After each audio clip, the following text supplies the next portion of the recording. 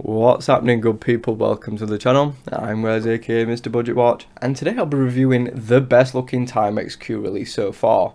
Well, in my opinion, that is. This was kindly sent over to the channel by the watch shop and doesn't have to return, but you guys know by now that's not going to change how the review will go down. If you aren't familiar with the watch shop, they're a massive online retailer based in the UK. They have a huge range of watches as well as great customer service, year-round discounts and sales, so you always get a good deal.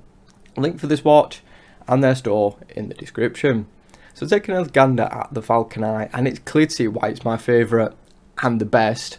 And of course, it's that dial. I mean, it's stunning. The green pops like no other dial I've seen so far, and what makes it even better, it looks alive. Get this out in the light and the dial shimmers like a gem. You'll also spot those subtle Cotes de Genève pattern, which isn't textured like you find on some, and it's actually a little bit akin to how a sunburst works, but in a way that you wouldn't expect. It's honestly lovely. Then we've got the applied and polished elements. We've got the indices, the applied logo, and even the quartz above the 6. All of these are done to a really good standard and elevate this into a real light-catching dial. The indices style is a little bit different too. From afar they look like a broad baton, but closer you can actually see a small channel down the centre, which helps throw and shift the light to create some nice depth.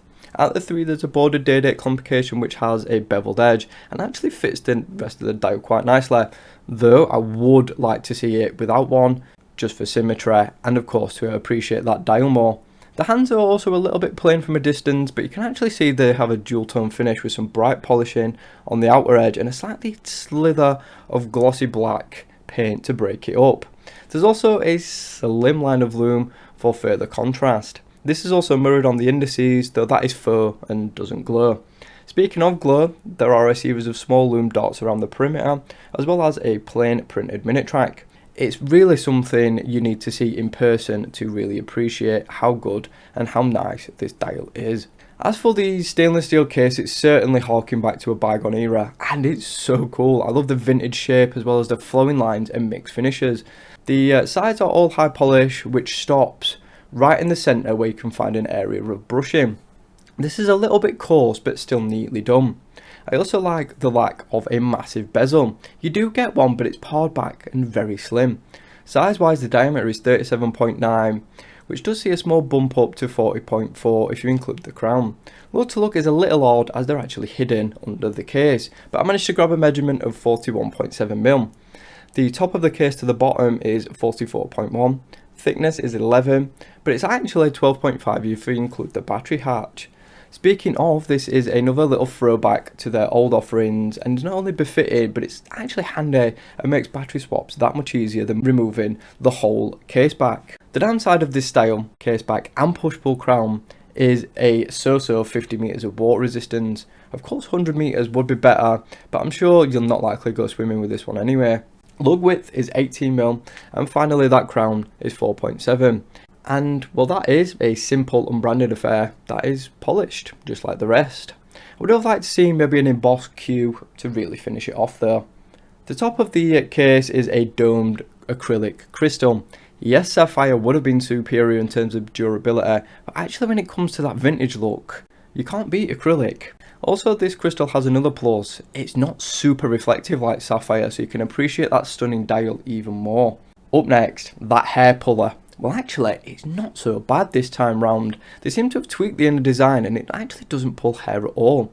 Nice. I also like the drastic taper from a broad 21 down to a 14.7. This really slims it down and again nods back to that vintage style. The multi-link style really fits the look too, and the finishing ain't hot bad either. Though it won't win any awards, but it is passable. On the downside, the links are folded, but at least you don't have to mess around removing any of them thanks to the sliding clamp mechanism. Which brings me to my next issue, adjusting it. I had a Timex Hodinkee special a while back, and that was far easier to adjust than this, but that pulled hair, so I guess you can't have it all. Another drawback is the build. It's cheap feeling and is a little too on par with those you find on $20 Casio models. The other side is much of the same taper, but this time we have a branded hook clasp which attaches to the mechanism on the other side. It's simple, solid, and works after some fine tuning. After said tuning, it's actually quite comfortable to wear, as the watch only weighs 77 gram, and it's easy to forget that it's on wrist. The bracelet has a nice amount of flex and articulation, so it actually wraps more like a strap than it does a bracelet. As for the watch, I was expecting it to wear funny given the hatch, but that's not the case at all, and it hugs my wrist quite well. I have seen others with small wrists have issues with this, but luckily I don't. But I guess with the case design, it's a bit of a pot look. The size is awesome as well and should fit most sizes, and because the bracelet can be adjusted, you should be able to get an ideal fit whether you've got a slimmer or thicker wrists, though it could likely take a bit of time to do. As for the movement, it's a quartz. No clue mind, as Timex aren't exactly forthcoming with that information, leading me to believe it could potentially be a cheap iota, which is why they don't want to brag about it. And I can see why, as mine misses just about every marker on the way around. On the plus side, it's quiet and nowhere near on the level of the Weekender. In use, it's got an issue. My sample has a stuck day and can't be adjusted via the crown in the day adjust setting. The date works fine, but only way to adjust the day is by manually setting it via adjusting the time. This isn't acceptable and is honestly a massive deal breaker in my eyes. At least the time is smooth and the crown is good enough, but having this issue is, well, not good enough. Then we have another nail in the coffin, the loom. It's all but pointless. The hands are loomed, but they're awful, and the pips are bright, but they fade quick. I honestly wish they'd left the loom off, to be fair, as this does nothing at all for the watch. Well, that took a bit of a turn at the end, right? Well, it started off so well, with a beautiful dial, nice case, but then it quickly fell down with the bracelet quality. The comfort lifted it back up a little bit, but then a massive crash with the faulty movement and pointless loom. I really wanted to say that this Timex release was their best yet, but I'd be lying. It's too flawed, and even with that dial, it can't make up for the shortcomings. If Timex binned the awful loom, gave us a slightly better built bracelet, and a better movement, I'd say that 159 quid might be a good price point, but as it is, nah, not even close.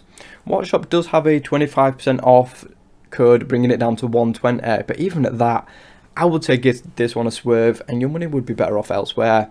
Shame, because it really is so nice.